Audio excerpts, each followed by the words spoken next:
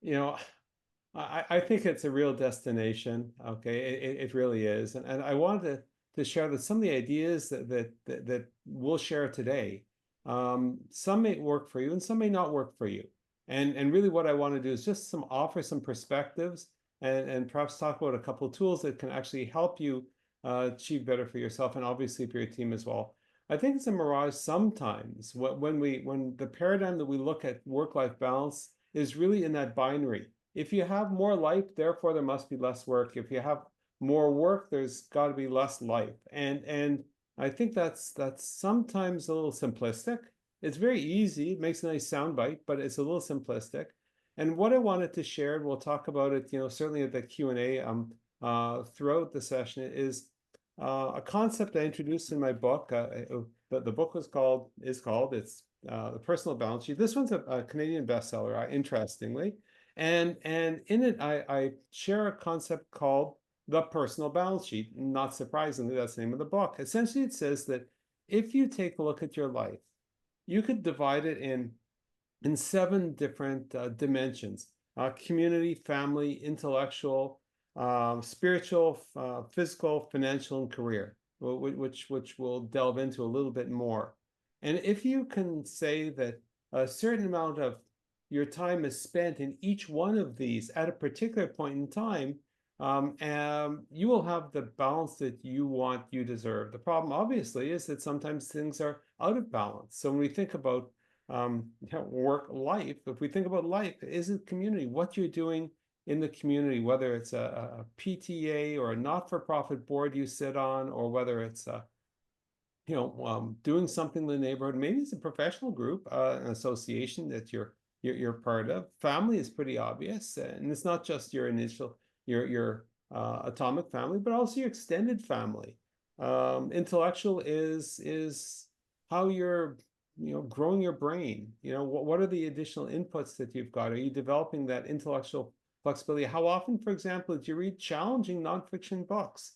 Spiritual is not just the issue of religious practice, but how much time you think about some of the more existential questions of life. Physical is obviously your nutrition and your exercise. Financial is the dollars, and career is really where the things that you're doing to get your career in place and get to where you want to go in terms of the growth you have there.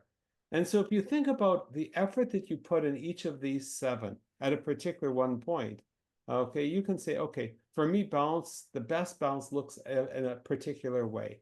And then you can say, well, the balance that I have right now, I'm not spending as much time, for example, on intellectual growth, or I'm not spending as much time on physical care, or I'm not spending enough time on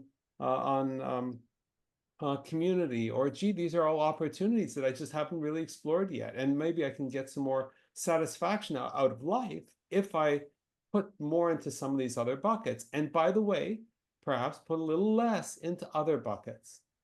So when we think about work-life balance, this is one particular framework that I think is very helpful. We'll delve more into it sort of as questions come up. But I think that it's really important. And by the way, when we're talking about all the dimensions of our life, and for some of you, some of these particular dimensions you couldn't care less about. So there's no judgment here. It's really, if you care about some of these things, you put effort and time into these buckets. If something at a particular point of time is not so interesting, then you don't. I'll also comment on the mirage aspect of Ranya's question, which is this. Here I am. My kids now no longer live at my house. They've all kind of flown the coop, if you will, right? So what do I think of as balance right now is very different than what I did when my children lived at home, and there's a lot of needs in terms of what they needed from me and what I wanted to give to them and everything. Same with my wife. It's the same thing there. It was different, for example, when I was single in university, right? I didn't have a care in the world. What was the perfect balance for me at that particular time? You think about it when you might have graduated university. For you, what was balance like there? When you met a significant other, all of a sudden, what's, balance? The first job, what's the right balance there?